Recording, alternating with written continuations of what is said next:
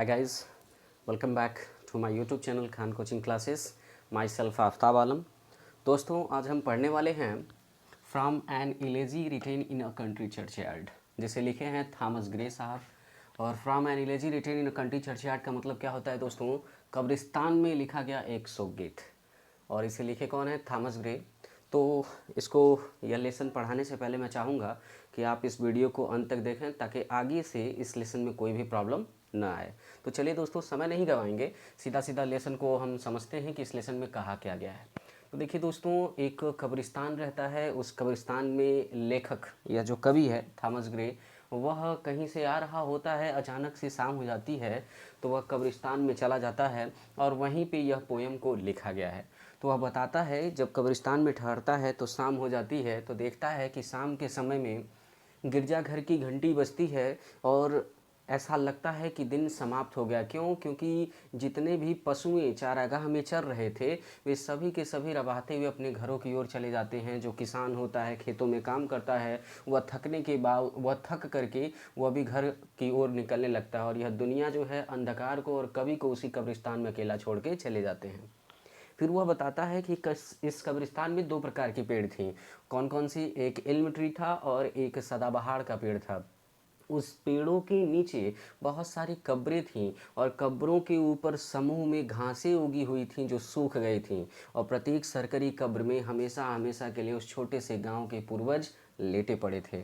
और अगर सुबह की सुगंधित हवा या अबाबिल पक्षी का चहचहाना या मुर्गे की तीखी आवाज़ या शिकारी के बिगुल की आवाज़ सुनने के बावजूद भी इस कब्रिस्तान में दफने हुए लोग जिंदा होने वाले नहीं थे, उठने वाले नहीं थे. चलिए दोस्तों, लाइन बाय लाइन इसको समझते हैं. देखिए कह रहा है the curfew tolls the knell of a parting day. The curfew tolls, गिरजाघर की घंटियां बजती हैं. The knell of parting day, और दिन का समाप्त होना मालूम पड़ता है. The curfew tolls the knell of the parting day, गिरजाघर की घंटी बजती और ऐसा लगता है कि दिन समाप्त हो गया है. The lowing herd wind slowly over the lea. The lowing herd, और रभाते हुए पशुएं क्या करती हैं? धीरे धीरे अपने चारागाह से घर की ओर लौटने लगती हैं. जो पशुएं हैं वो रभाते हुए माने भोजन करने के बाद, घास चरने के बाद वे सब चारागाह से अपने अपने घरों की ओर चलने लगती हैं. The ploughman homeward plods his weary way, और किसान थका होकर के जो अपने खेतों में काम कर रहा था वह भी अपने घर की ओर चलने लगता है.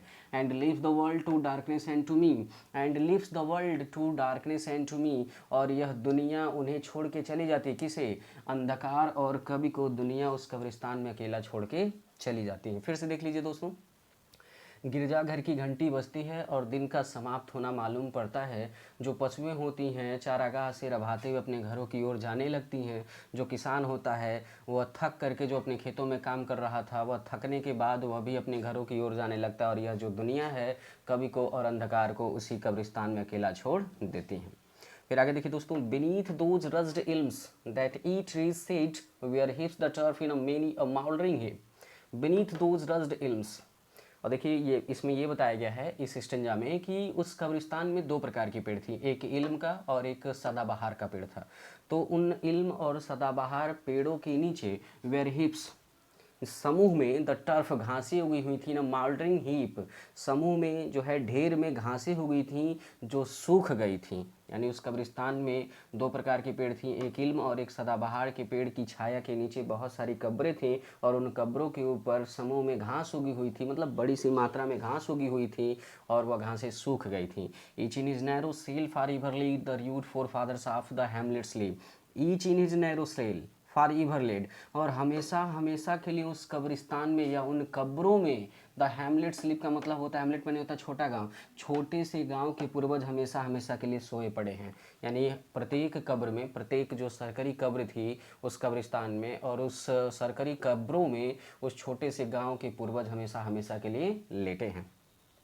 The breezy call of incense breathing morn, सुबह की सुगंधित बहने वाली हवा भी, the swallow twittering from the straw built shed, और तिनके से बने घोंसले से अबाबिल पक्षी का चहचहाना भी, द काक्स श्रिल क्लेरियन, और शिकारी की तीखी आवाज़ भी, और द इकोइंग हार्न या द काक्स श्रिल क्लेरियन, मुर्गे की तीखी आवाज़ भी, आर द इकोइंग हार्न, या एक शिकारी के बिगुल की आवाज़ भी, नो मोर सेल राउज दिम फ्रॉम देयर लोली बेड, कोई भी उनको उनके बिस्तर से जगा नहीं सकता, कोई भी या इन आवाज़ों में से कोई भी ऐसी आवाज़ उस कब्रिस्तान में, उस कब्रों में दफने पड़े लोगों को जगा नहीं सकता। फिर से देख लीजिए दोस्तों, सुबह की सुगंधित हवा और एक अबाबिल पक्षी का तिनके से बने घोंसले से चहचहाना, मुर्गे की तीखी आवाज़ या शिकारी के बिगुल की आवाज़ को सुन करके कोई भी कब्रिस्तान में दफने पड़े लोग जगने वाले नहीं थे। आई होप दोस्तों, मुझे लगता है कि आपको पूरा का पूरा वीडियो क्लियर हो गया होगा, आगे से आपको कोई दिक्कत नहीं आएगी। दोस्तों, यदि आप हमारे चैनल पर नए हैं तो हमारे चैनल को सब्सक्राइब कर लीजिए, बेल आइकन के बटन को दबा लीजिए ताकि आगे से आपको सारे वीडियो उपलब्ध होते रहें। और दोस्तों, अगर वीडियो यह अच्छा लगा हो तो लाइक भी कीजिए और आगे शेयर भी करते रहिए ताकि ज़रूरतमंदों को यह वीडियो प्राप्त हो जाए। फिर मिलते हैं दोस्तों नेक्स्ट वीडियो में। Till then take care, bye bye.